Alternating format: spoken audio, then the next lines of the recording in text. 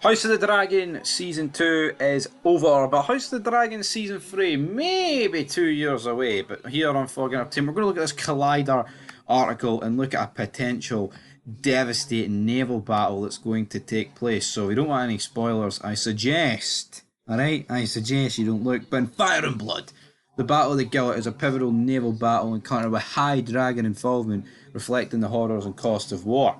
The Greens gain an early advantage but suffer when Rhaenyra's dragon come and burn the Triarchy fleet. The battle, while strategically significant, cost the life of one of the main players of the Dance of the Dragons, and it raises questions about the true purpose and the value of the war's sacrifices. So, before we dive into any more, obviously this is major spoilers for the books or whatever, but here, I don't read books. Maybe that's blatantly obvious when you listen to our videos, but I like media. I like watching stuff. I don't like reading stuff, you know. Like an action scene is much better done in a TV or a movie than it is in a book, right? You're going to be more entertained by something on your telly than you are something on a bit of paper. It is what it is, alright?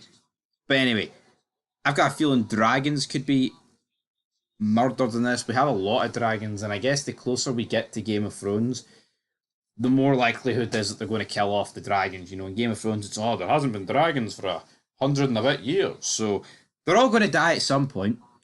And it's probably, you know, they're all probably going to die. Then the last dragon that's left is probably going to be on its last legs or its last wings, whatever you want to call it. And they're going to make a big deal of it. It's going to be like Jurassic Park when the last animal's going to go extinct. Oh, the saber-toothed tiger, they've got it.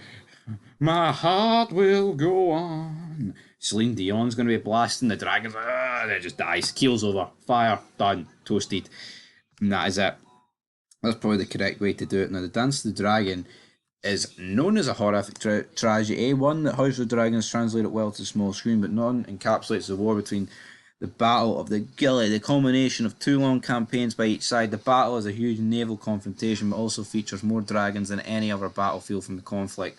In the world of Westeros, romantic and horrific depications of war are 2 sides of the same coin, and the Gullet is no exception. As epic as the dragon fights might be, the cost for both sides proved devastating, and one death in particular deals a particular blow to the cause of the Blacks. Additionally, the fact that the Greens have already evacuated the leader with secret help makes it worth asking, was the battle even worth fighting for?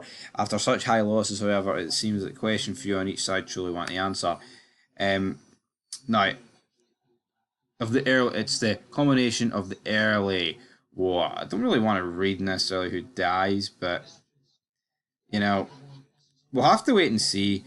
I'm looking forward to them incorporating this. Now, the timescale of the war is not clear in the show, but in the books, it's 9 months after the death of the king, obviously King Viserys. I was watching Hot Fuzz last night, and it's just weird seeing Paddy Considine in Hot Fuzz now. But of course, there's a lot of people in Hot Fuzz that appear in the franchise. Of course, you got the old guy, the same man in my weapon. I've got a license for this one, fella. And of course, Yarp. That's the mountain. So no, the not the mountain. It's the Hound. Is it? It's either the mountain or the Hound. I'm pretty sure it might actually be the Hound that plays that Yarp guy. But what do you guys make of this? Battle of the Gullet. Dragons will be killed. It's the most devastating naval battle ever. We see it at the end of season 2. Corlys, he's sending everybody off in the naval capacity. They're all flying, well, not flying away, but they're all on their wee boats. But what I don't get is, like, I mean, if you're on a boat, right, you're done if a dragon comes near you. You know, we've seen in Game of Thrones when Stannis is approaching King's Landing, they use the fire to wipe them out. That's one thing. But, like, a flying use of fire and a dragon? Someone needs to build a gun in this timeline and build it now.